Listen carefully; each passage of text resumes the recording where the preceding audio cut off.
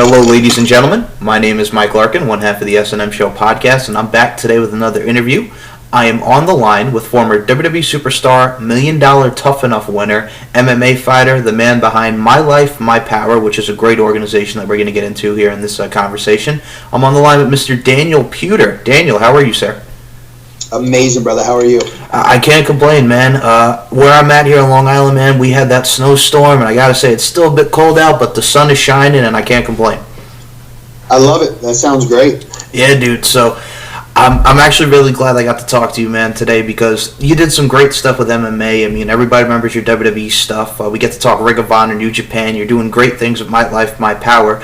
But what I wanted to talk to you first is, I mean, your MMA record, I believe it's 8-0. You had some great MMA fights. Talk about your MMA experience and some of your favorite opponents that you got to work with. Yeah, we've, the fights I got into, I remember there was one fight that probably was more challenging one. It was two-time world kickboxing champ from Southern California. And this guy, his name is Jeff Ford. He's a freaking rock star. I mean, to be a world champion, you have to be good. And, he knew some MMA stuff too and some ground stuff. And it ended pretty quick. But, going into some of these fights, some of these guys I had the honor of fighting, it's no joke to be able to look at how good they are, how they train, who they've fought. So I'm really proud to... I was really proud to be with the gym I was with, and at that time I was with CSW with Eric Paulson, and before that I was with American Kickbox Academy with Javier Mendez. So just really blessed, brother. I gotta ask you, because MMA has evolved over the years, and I'll be honest with you, a lot of people choose over MMA and wrestling, but I was always, when I was a kid, I loved, the UFC and MMA, and I was a pro wrestling fan as well, don't get me wrong, but so many great talents that came from there. You did your thing. You think of guys like Ken Shamrock, Dan Severn, Frank Mir, Tito Ortiz, now we got Ronda Rousey, your Holly Holmes, just so many great talent in MMA. What do you think about the way MMA has evolved over years? So MMA has grown faster, I think, than any other sport. I think number one is we have the platforms to be able to make it grow. We have the social media. We have TV. When baseball back in the day wasn't, people were, it's like what MMA was 15 years ago, but baseball grew way faster. And they created teams and they created leagues. And so to be able to look at how we've created this sport, how we've grown in the last 15 to 20 years. I mean, when I was 17 years old, Frank Shamrock fought Tito Ortiz for it was $40,000 or $50,000 to be the champion, and that was 15 years ago. Actually, that was 19 years ago now. So to be able to look at how we've evolved, how different guys are making money, how the brands are growing, I'm blessed that I was in the sport at the beginning of it, and to be able to see where it's going, and how many guys are putting a lot of energy and passion into it instead of maybe not having a sport because they were in wrestling or they were in boxing, but they weren't necessarily good enough to be a pro boxer, and they had some wrestling coaches. So it's pretty awesome to be able to see the transition of what's going on. I think one of the ones that people also talk about today is we actually see them on Impact Wrestling now. Dan Lambert, the American Top Team. He has guys like King Mo there, and just a lot of great talent that you'll see as far as Bellator goes, and you think of Strikeforce, UFC. What do you think about stuff like that? You see a lot of people just getting trained out of American Top Team over there in Florida. Yeah, a lot of good guys down here, definitely. I think that it's a huge added value to be able to see how the different gyms are growing.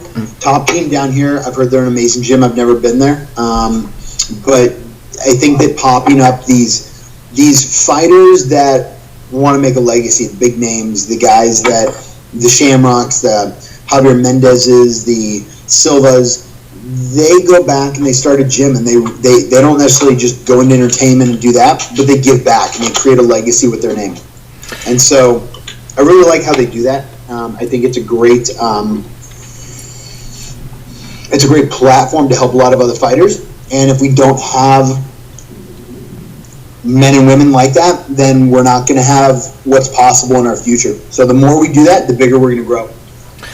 So let's get into, I mean, WWE. A lot of people remember you from the $1 Million Tough Enough, which also launched What We See, How the Miz has gone. There's a lot of also great guys in there. Like you think of Nick Mitchell, who went to be Mitch in the Spirit Squad. You think of guys like Justice Smith. You think of Daniel Rodimer. Talk about the $1 Million Tough Enough experience. Yeah, these guys were really interesting individuals, all of them. I enjoyed spending time with them. And all of them have, like I talked to Nick Mitchell probably 3-4 months ago, all of them had very unique, careers since then. They bounced around, they dated different wrestlers, it's really interesting to watch that and to see where they're at today.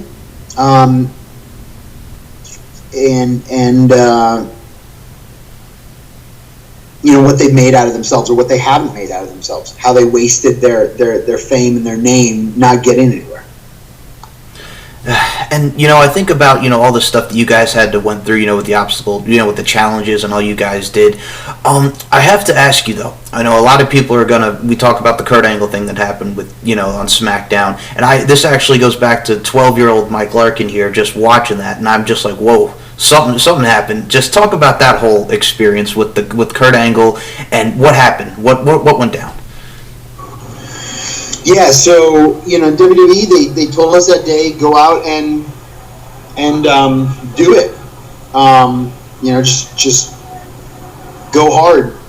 They didn't tell us what we were going to do. They didn't tell us how we were going to do it, and we did a lot of up-down competitions before that. We trained I trained properly for a lot of it. A lot of the other guys didn't, and they paid for it when it came to getting in the ring and following through. So I'm just blessed that I trained properly. We did an up-down competition. Before that, we were running liners and sprints, and a lot of the guys were gassed, throwing up. We were eating pasta and milk. They made us go through hell, and then up downs, and I was doing perfect. I was in great shape. I was lean. I was strong. I was working out hard. A lot of the other guys were partying. I didn't party. So we just, I got to focus and went in there, and Chris Naraki, they kept him in. They tossed me out, even though I was doing it perfect, because they said the blonde guy to the ref, and the ref heard it as the other blonde guy. And so Kurt knew that I was the guy. I went back in there after I raised my hand, and I wanted a shot with him. I was being authentic. I was being real with these guys, and I'm just really super ecstatic about how it went over. I think Kurt is a badass, and that's how that's how it went. It was pretty simple. I just got I got his arm, and I went to go snap it. Now, besides that, he says that he was injured and all these excuses.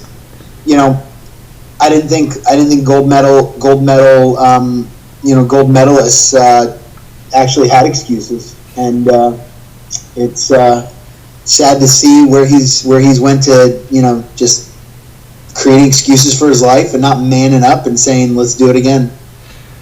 that was going to be my follow-up. Was there an actual, were you guys going to do like an MMA fight, or what was the situation as far as that goes?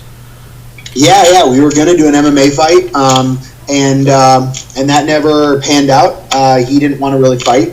He was, Kurt doesn't want to fight me. He didn't want to get punched in the face. He's not a fighter. He's a wrestler. Big difference.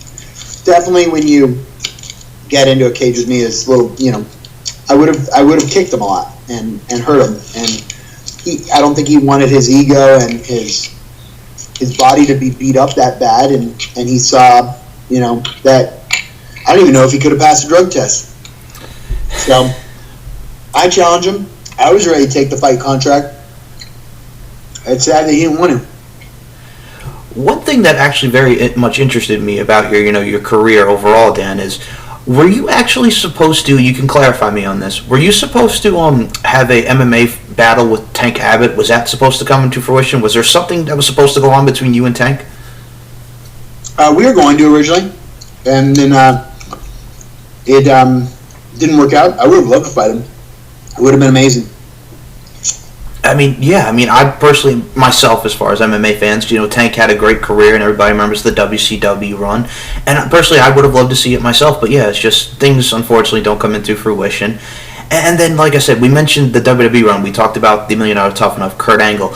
I remember you on. I remember the one angle that you did on SmackDown. I mean, it was you were backstage, and I could tell that they were going to do like a heel run with you. It was you, Jackie Gata, and I think Tori Wilson, I believe, was back there. And all the only reason why the women love me is because of my money, because you're the $1 Million Tough Enough winner.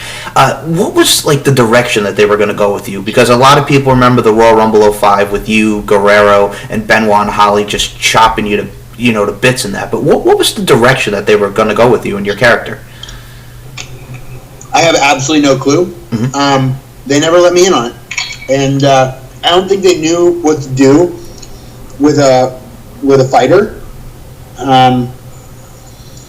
We were doing some really cool stuff. I was training really hard, and it was just a different. It was before MMA was MMA. Before the UFC was UFC today. We had a leg up on some stuff, and Vince didn't jump on it. And it's just such a shame because, I mean, don't get me wrong, this is like a wrestler fantasy booking here, but I could definitely see you doing some stuff, man. It's because I could definitely see you getting on the WrestleMania. I know they did a Battle Royal that year, put you in that, or just do something, man. I mean, it's just unfortunate that, you have talent right in front of you, and then they just don't know what the hell to do with you. Yeah, I know. It was so different at the time. I was before the time, and, they didn't understand it. I think that the styles were so different. And at one point Shane, I heard, even looked into doing something with MMA and creating his own company. And I don't know, pretty interesting time in the sports. This last 15 years has been a huge growth. Absolutely, and I've always said that because I love the ties with MMA now. I mean, Ronda Rousey looks to be heading down. I know she's been training at the Performance Center in Florida. We have Shayna Baszler now, who was a great in MMA, and she's doing the WWE thing for the women's side of things. So I always like the relationship with MMA or just wrestling in general, because I give mad props to what those guys do in MMA. I mean, people say what they will about the whole CM Punk fight with Mickey Gall, but you got to admit, God bless the man for getting in the ring, or getting in the octagon, getting in the cage. Anybody that gets into a cage is tough.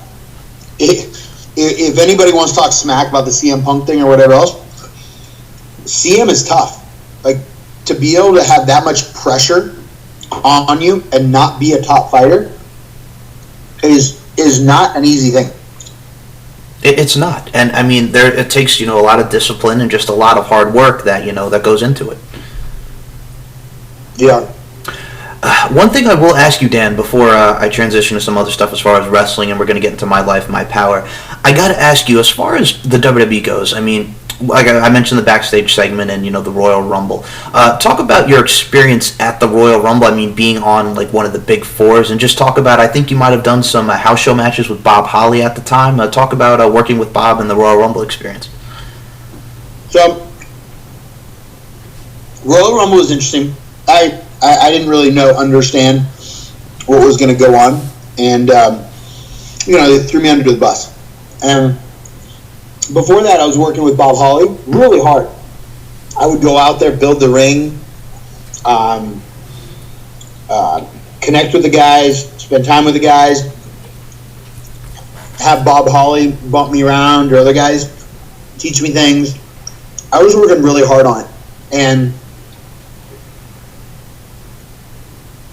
when it came to, I mean, even Bob Holly's book, he talks smack, and it's just really interesting to me to be able to see what people are willing to do to sell a book. And Xfinity, yeah. And I don't even know what he said in his book. I heard something from somebody, but it's that kind of stuff. Is how what are people willing to do to make a buck? I don't really care for Bob Holly. I loved him before, and when you're going to sell out and lie and put people down to make a couple bucks, my respect goes out the door for you. Got you. And now I want to get into some. You actually did some work with Ring of Honor, part of Larry Sweeney, God rest his soul, the Sweet and Sour Inc. I mean, you did some appearances at Ring of Honor. Talk about that time and that experience. Yeah, I love Ring of Honor. Great guy. Amazing to work with. And I would have loved to do more. At the time, I was had a couple other projects, but I really like every single one of the ROH guys. Yeah, and I pretty much, I mean, like I said, I know you did a couple appearances there. I would have loved to see more from you. I mean, Ring of Honor is another one. You see the relationship with Japan and what's going on and how they've evolved. Personally, like I said, I really wish you could have done a lot there, and I love the fact that we get to talk about this today because it's so funny, dude, because I talk to fans about a lot of wrestling stuff, and when your name gets brought up, a lot of people just remember MMA and the $1 Million Tough Enough and the Kurt Angle incident. But there's a lot more to you, man, and I can tell just from talking to you. There's a lot of dedication. You put a lot of effort into your stuff, and there's a lot of positivity with what you work with when we get to My Life, My Power here. So I'll say this right now, Dan. I truly wish you nothing but the best going forward and continued success, man. Thank you very much. Appreciate it. Oh, you're very welcome. And what a lot of people also don't remember is New Japan, dude. You got to work with Shinsuke Nakamura. You competed in the G1 Tag League. There was guys like Tomoaki Hana, Hiroshi Tanahashi. I mean, Tajiri was in there as well. Talk about the New Japan experience. Yeah, working with some of the top wrestlers over there, it was insane.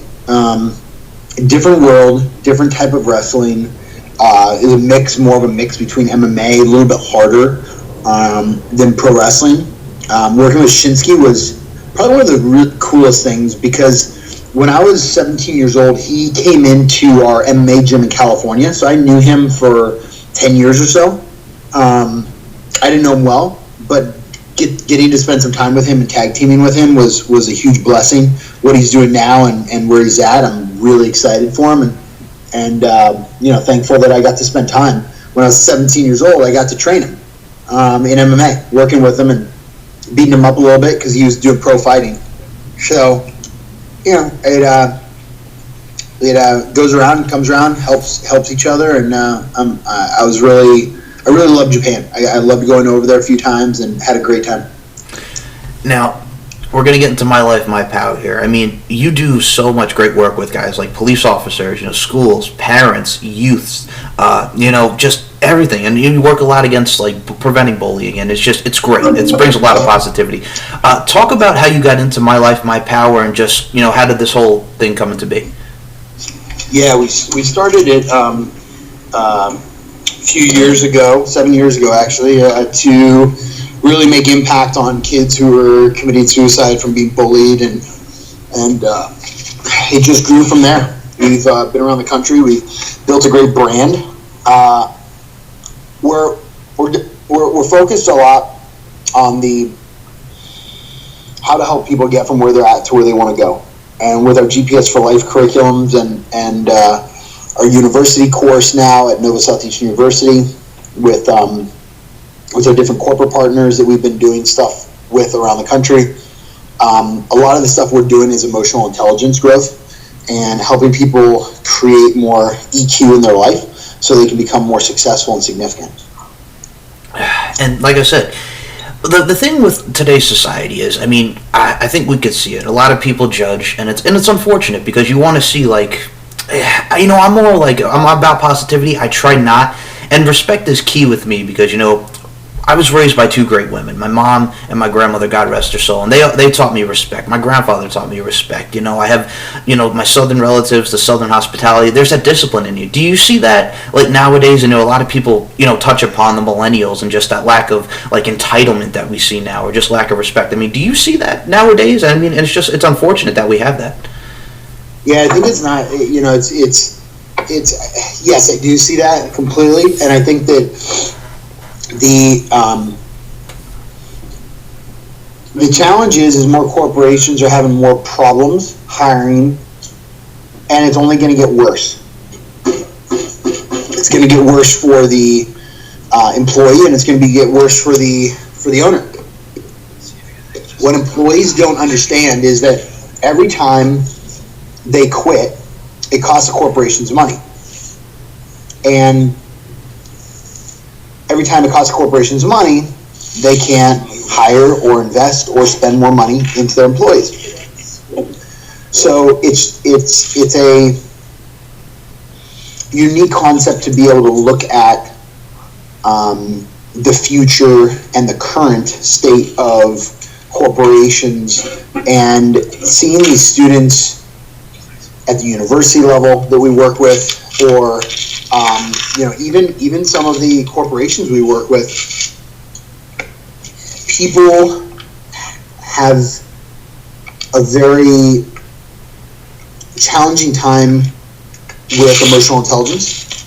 I mean, you look at, or at least I look at TV shows and anger challenges and divorce rates and pharmaceutical drugs and drinking, and a lot of these things are being used as supplemental drugs, per se, to fulfill somebody's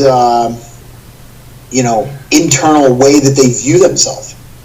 And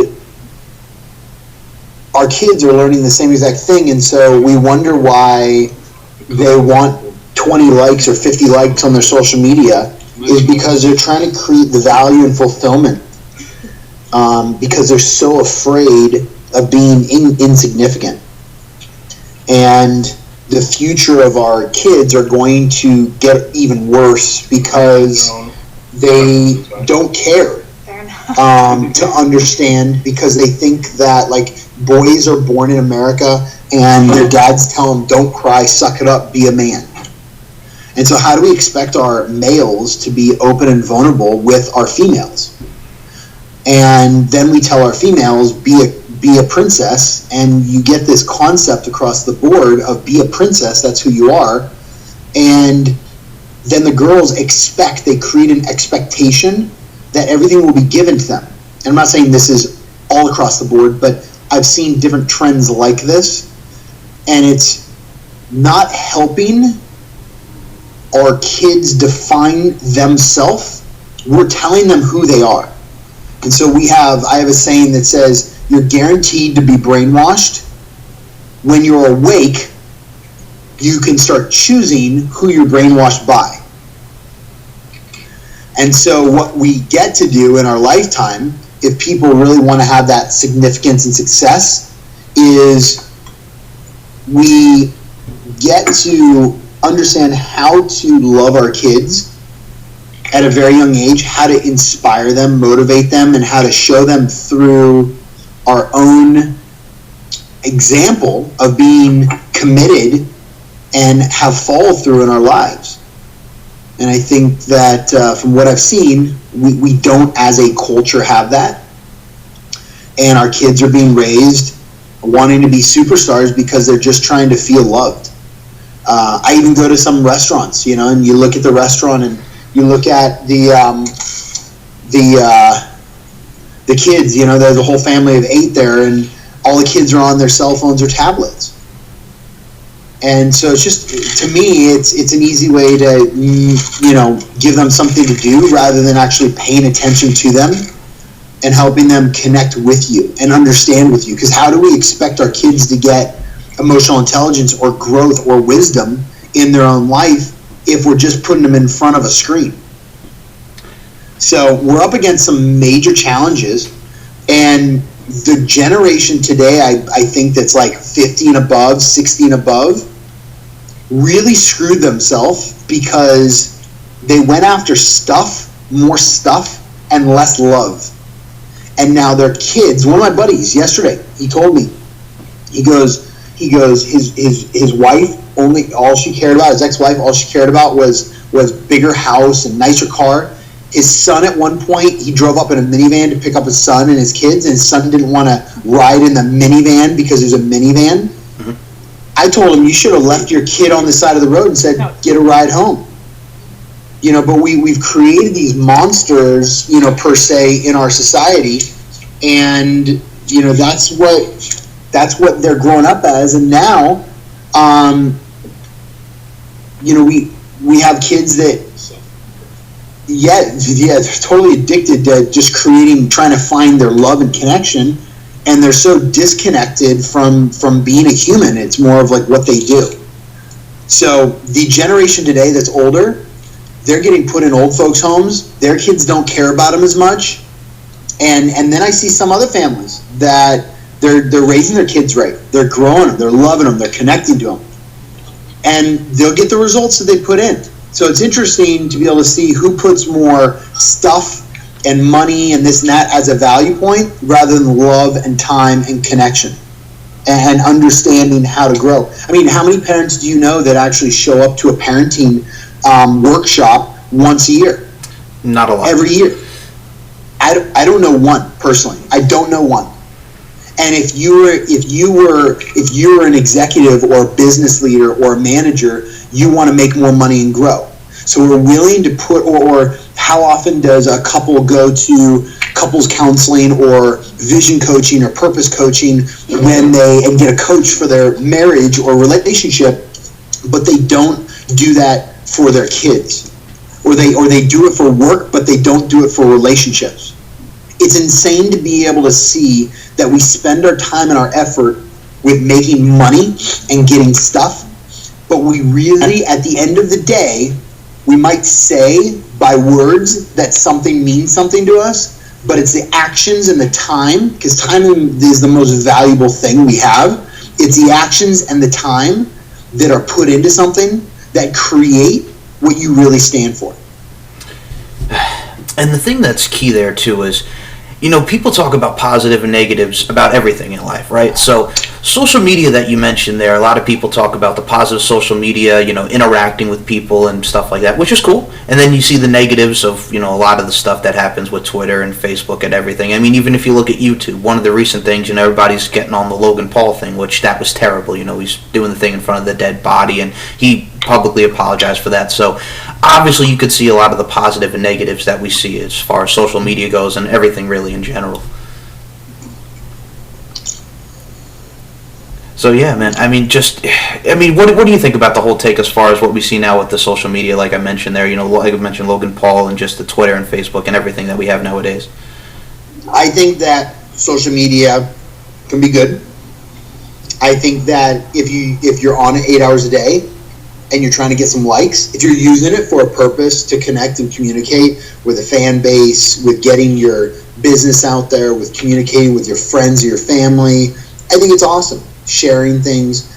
But if you're spending 6 hours, 8 hours a day on it, then you're going to get the results. It's kind of like what they say, if the people that you spend, the 5 people you spend most time with is who you're going to end up as. Mm-hmm.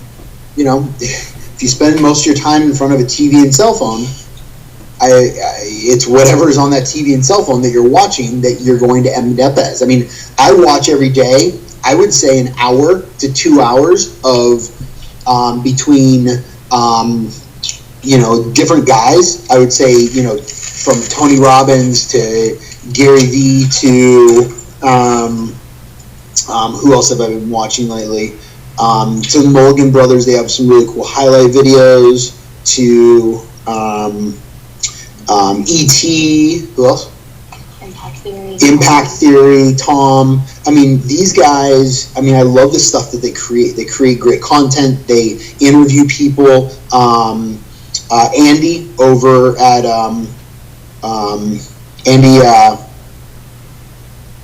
over at CEO, he has a CEO program. I mean, these guys have awesome programs, but at the end of the day, people, I have a master's degree in business just because I can listen to these guys online. You can learn, what's so funny is I always ask the students at Nova and any university, any high school I go to, why are you here? What's your reason? What's your intention? And a lot of them are like, I want a degree. I want a job. And I'm like, well, why don't you just go get a job? And why do you need a degree? And so I think our current generation believes that they need something to get something. It's kind of like, I need an investor to start a company. No, go start a company. It costs $60 on Sunbiz, or $70, and go get a couple people, go create a product, go buy waters and sell them on the corner. Go, ask your friends on whatever social platforms to invest $10 each. There's so many different ways to do what you want to do. And I think a lot of people are like, well, give it to me first and then I'll do it. And that's why they're sitting where they're sitting and they're not doing anything, and they're on social media because they think that they're going to get another 100 likes and it's going to get them somewhere. I didn't become an undefeated MMA fighter and win $1 million Tough Enough because I sat on my couch and watched my social media. I went out there and I busted my ass. When my friends were going to the clubs on the weekends, I was out there running past the clubs. When they were partying, I was sleeping. When they were drinking at 3 a.m., I was getting a workout in the gym. Like, I was doing something to further my career. And WWE for like 8-10 years when I was a pro athlete, I didn't have a drink of alcohol. I didn't do drugs. I kept straight and I wanted to create a result. I understood my vision. I understood what I wanted to get out of it, and I got it. And I had a great career. And now I'm in the tech space with a nonprofit and changing lives. And it's amazing to be able to see the results that we can get so quickly when you just focus on what you really want. So I have to ask you, the parents of today, you talk about this generation, do you find that with some parents just want to be like the best friend of their kid, and they really kind of just, as far as like raising them right and stuff, you just see more than they just want to be their best friend, and they act more like that as opposed to like an actual parent to instill, the discipline and the rights to help, bring these either guys or gals up in the world and what we have with today's society. Do you ever notice that at all? Yes, and I don't think being a friend with your kid is a problem. Absolutely not. No. But I think that parents overdo that. And I'm not going to judge a parent for doing what they do because they get to do whatever they want to do. Mm-hmm. But at the end of the day, if your attitude is, I have to be friends with my kid to get them to like me, it's not about a kid liking you. Your kid liking you is their decision. So if somebody likes you or dislikes you, or if you have something going on inside of you that you have to be liked, people should look at themselves and see where that comes from. Because your feelings are created from your past experiences and interpretations, and if we break down why we do what we do, it all comes from our past. Sometimes we don't know how to look at ourselves and understand ourselves, but people get where they're at today because of what they did yesterday and the day before and the day before. So if you want to have your kid love you on who you are, help them define themselves on who they're going to be in life and what their vision and purpose is, why they show up every day, why they go to school, why they're going to go to college, why they want a family. And if they can't love their current family, then do you think they're going to love their other family, or is it conditional based upon, what they're going to get out of it? So it's very interesting to watch, I'm done.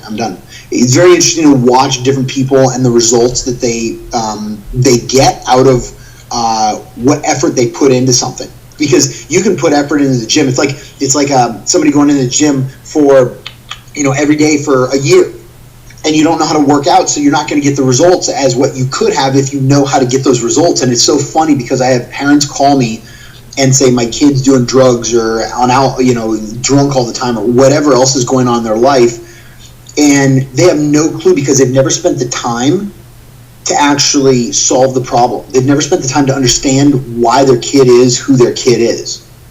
And if you don't spend that time, if you don't go out there and train because you want to watch TV or you want to go on your boat on the weekend or you want to go travel instead of actually spending the time, and then they call me and go, can you just fix this real quick? Well, no, I can't just fix it really quick because it's another human being. It's not a product. It's not a refrigerator where you can just put another, light in it.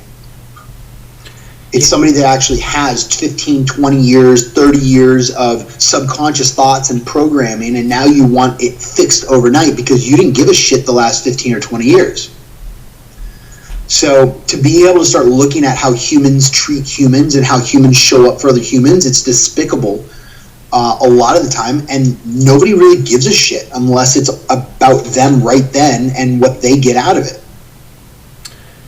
And you mentioned the best part there is, by the way, and I'll also mention this as well. Like, you talk about, you're very disciplined. You didn't drink alcohol. I was the same way. When I was always in school, my head was in the books. My head was not up my butt. You know what I'm saying? I always, was wanted to take the straight and narrow path in life. And I think that is a big, testament of who I am myself today. Because, I stood away from the drugs and all the bullshit that you see out there.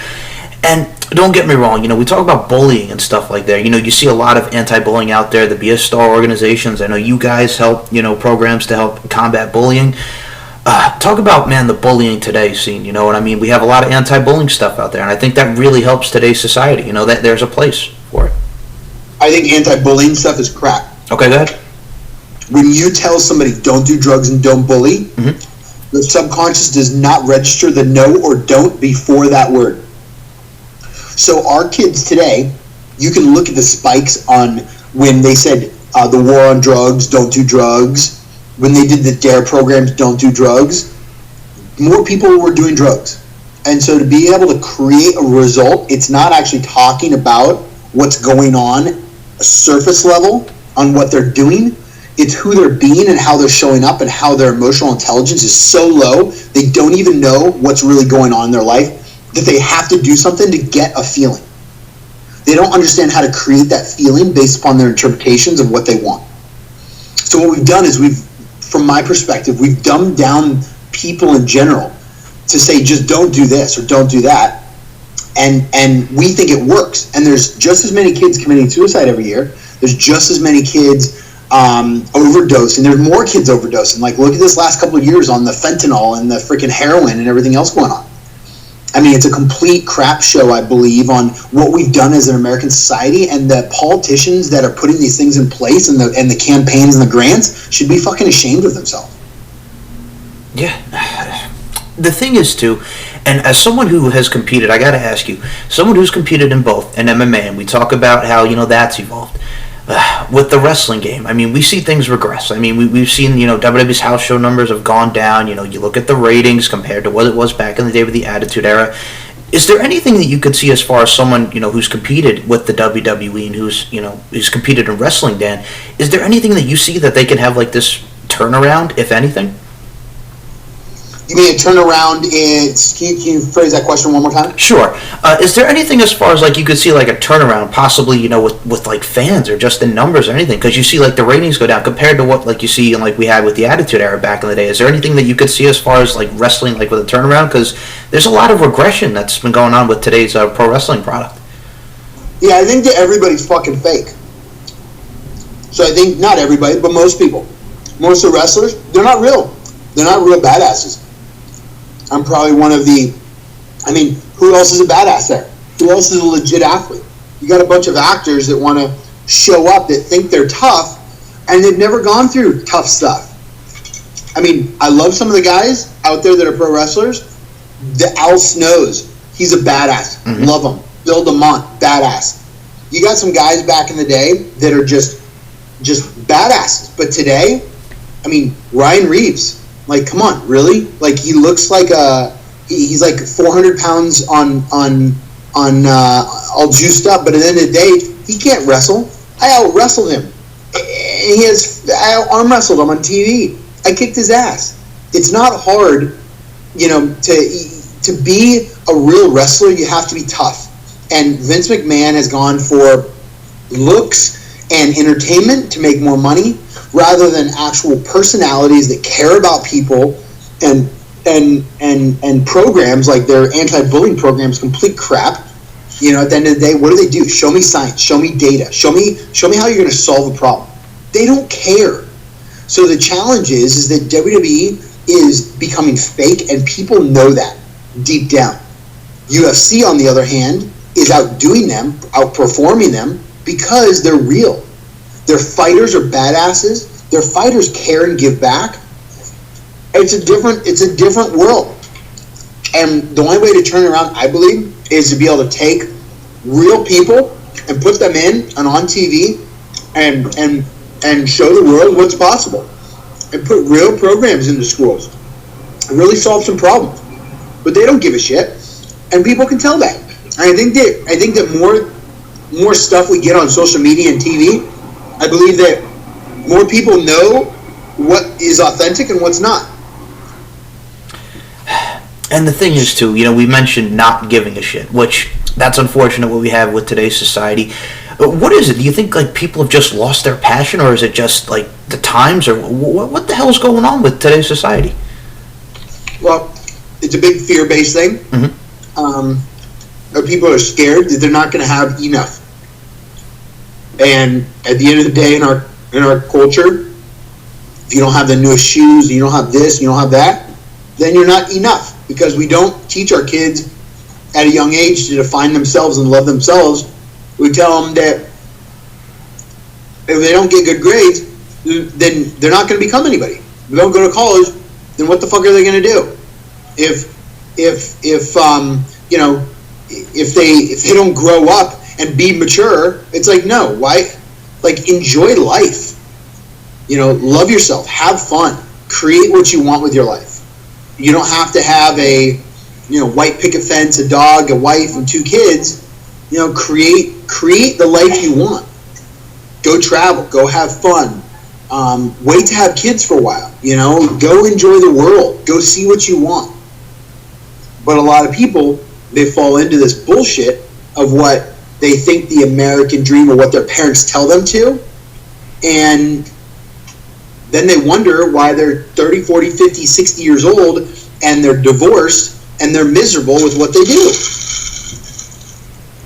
Yeah. And I have to ask you, Dan, as someone who's, done everything like we mentioned, and with the My Life, My Power, you're doing great work, absolutely great work, can't put that over enough. Do you have any regrets? Or is it just, what, I'm blessed to what I've done, and everything, I'm fine? I have no regrets, because when I was in WWE, when I was MMA, I put my heart and my soul in it. And, I didn't know what I didn't know back then. And today, I'm able to look at things differently and grow, and I have absolutely no regrets of anything I've ever done in the past. I'm very blessed for all the opportunity, all the mentorship, all the guidance, and I get to take that learning activities that I've done when I was a kid and be able to add value to other people's lives with what I'm doing today. And I think that's the way you got to look at it, because, like I said, as far as I love this saying, accentuate the positives, and I've always been about doing away with negativity. And if you can help somebody in their life and help them, create and be the miracle themselves, I think that's like a great aspect and just a great way to think as far as in terms of life today. Yeah, and I mean, what do you think about that? Me, you know what it is too. I'm 25, dude. I mean, growing up, I was a dude that I went to school. I was around great people. My mother, my grandmother, and just I see the people now today is like we've talked about in this discussion before. Everybody just wants to be on their phone. Everybody just, I don't know. It's just everybody has lost everything. Everybody has that sense of entitlement. Nobody wants to earn anything. There's a lack of respect, and it's just it frustrates me. I think, and I'm 25, and I'm a young dude, and it just seeing everything that we have, it just frustrates me because it's just like how I was raised. Yeah, I don't think it frustrates me. I think it's more, it's interesting because the people I have in my life are amazing, and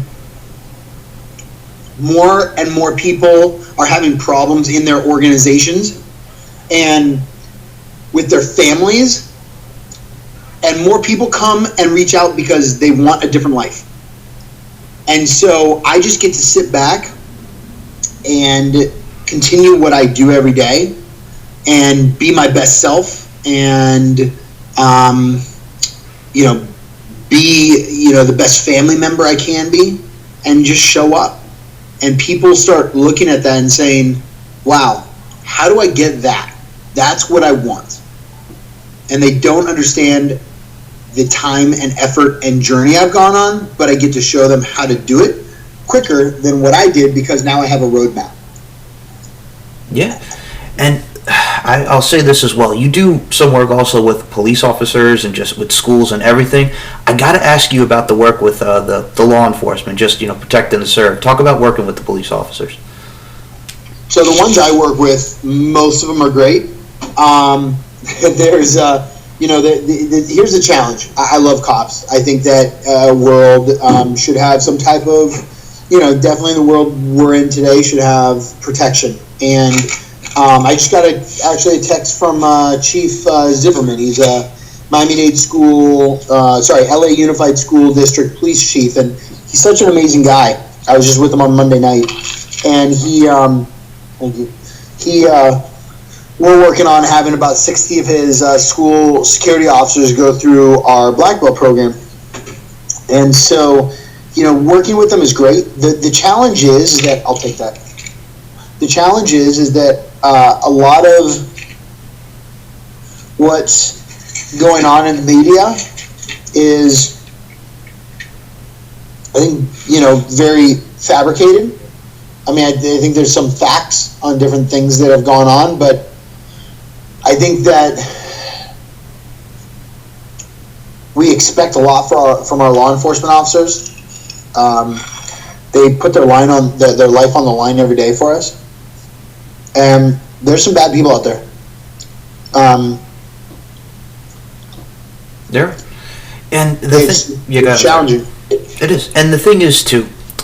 Police officers go through it. My cousin actually is a cop in Staten Island, and I know the challenges that he goes through. And I mean, and it's really tough. You know what I'm saying? Police officers, a lot of people get a bad rap for that, but they're out to protect and to serve and take the criminals and just take take the bad people off the street. They got to do what they got to do.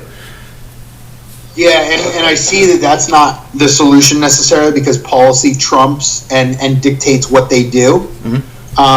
The laws that are created. And I think that a lot of these laws, definitely like in California right now, the crime has gone up because they're deregulating some of the laws on the felonies dropped to misdemeanors, and the people know it, and they're getting picked up, and they're getting arrested, and then they're getting let go, and then they're doing it over again, and they're doing it over again, and it's filling up our court systems, and it's costing us more money because we're not going to solve the root of the problem. We're not going there to help the individuals. We're there to arrest, lock up, and keep on probation. And we're not able to do this long term. We have more, 25% of the world's population of prisoners and only 3% of the world's population of people in the world. How do we continue doing this? And it doesn't make sense. We're 20 trillion in debt and 105 trillion in unfunded liabilities. How do we keep funding this kind of stuff? It makes no sense to me, and we're not putting things in place to solve it, so we're screwed. And it's a shame. It truly is a shame, dude. And I'll say this to you right now, Dan. I've loved this conversation that we're having today, and I'll say this to you right now. I'd love to have you on absolutely again for another conversation. It's been an absolute pleasure, but I have to ask you, dude. You're very welcome. I was going to say, do you have any advice you work a lot with the youth. Do you have any advice for any guys or gals with whatever they want to pursue? Do you have any advice for today's youth? Yeah, so piece of advice I'd give is find out how you can get the highest emotional intelligence you can. Figure out who you are and what you want to create with your life, and go do it. Simple. Go do what you love to do every day, and understand the purpose of why you do it. And I think that's pretty much well said and absolutely the truth, man. Absolutely the truth. So, Dan, I want to say thank you so much again for your time. We'll definitely do this again in the future. I truly wish you nothing but the best going forward with My Life and Power and everything that you do. You're a very positive individual, and you're very dedicated, and you put in the effort, to help people. And I said, it's very admirable, and I really appreciate your time today. Thank you so much. I appreciate you, brother. Have an amazing week. And when you post this, send it to me, and I'll send it out. Absolutely. Oh, Dan, before you do go, please promote the social media and any upcoming events that you have. The floor is yours. You got it. Yeah, go to mylifeandpower.org. Love to have people come through our black belt program. If you want to create more emotional intelligence in your life, come out, see what we do. And if you want to book us for schools, trainers, cops, whatever it is, we want to work in more schools, and we're expanding our university and our corporate training. So love to have you guys part of it and make more impact in your community. And Dan, as far as your career goes, any final thoughts or any final words to your fans and supporters that have supported you over the years? Yeah, thank you for everything. If it wasn't for you guys, I wouldn't be here today. And appreciate the votes and Tough Enough and watching the career and following. And if there's anything I can ever do for anybody, just tweet me and I'll message you back. Daniel, it's been an absolute pleasure, and I really look forward to having you back on in the future. Thank you so much for your time, and you have a great day, sir. You got it, brother. Thank you. All right, thank you. And guys, this will complete our interview with Daniel Puder. Everyone have a great day. God bless you. Peace out.